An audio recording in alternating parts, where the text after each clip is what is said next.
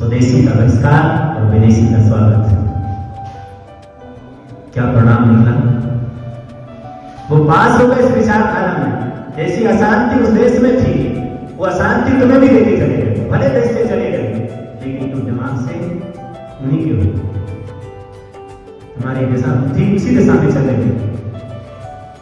वहां कोई बुआ नहीं होती, वहां कोई फूफा नहीं होते, वहां कोई अंकल नहीं होता, वहां कोई रिलेशन नहीं होते। तुम्हारे यहाँ तो सारे रिलेशन होते। तुमने सामने आगे लगा कि कोई रिलेशन नहीं होगा, क्योंकि किसी रिलेशन में आत्मीयता है ही नहीं, खत्म कर दी।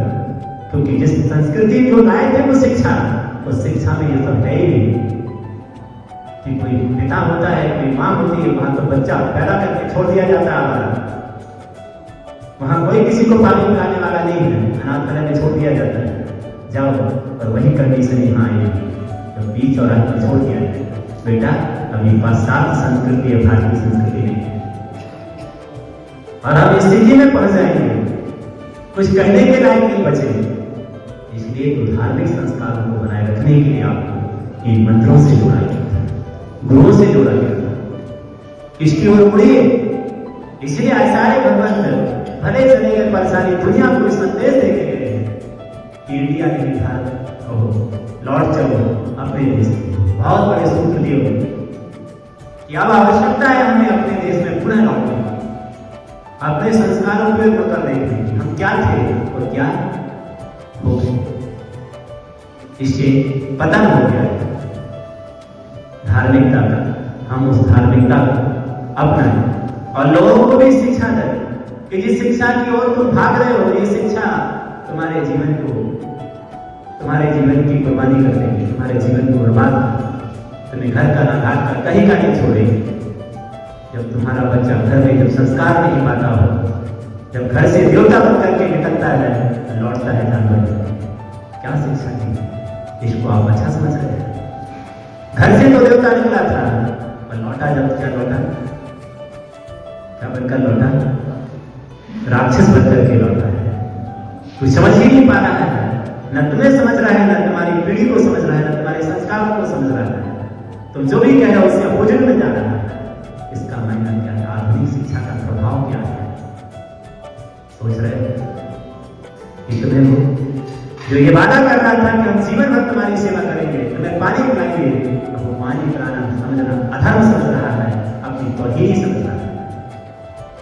सोचिएगा वो शिक्षा क्या है जो अपने उपकारी को भी पानी पिलाना अधर्म समझ रही है। यदि हम अपने माता पिता की सेवा करते हैं तो बेइज्जती है, यदि हम पूछ लेते हैं तो बेइज्जती है। इससे बेटर ये है कि इसी को वापस सोचो।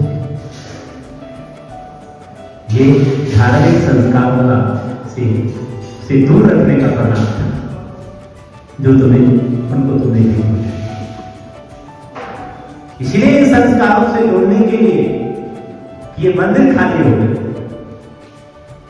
क्या मंदिर खाली हो गया? इसका मायना यही है कि तुम्हारे अंदर धर्म बचा नहीं, इसलिए खाली हो गए। धर्म तुम्हारे जीवन में कहीं भी होता तो मंदिर खाली नहीं होता। एक साधु आता तो बोझ लगता है, साधु महाराज कैसे आहार देंगे, किसके घर लगेगा? क्या एक देश से आ जाए, एक चरित्रहीन व्यक्ति आ जाए, चरित्रहीन से मिलने के लिए, खाने के लिए, खिलाने के लिए कितने लोग हैं?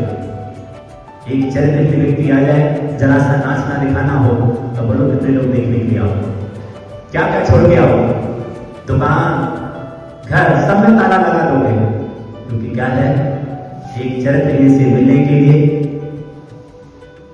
क्या भीड़ लगी है, और एक चरित्रवान से मिलने के लिए समय नहीं है।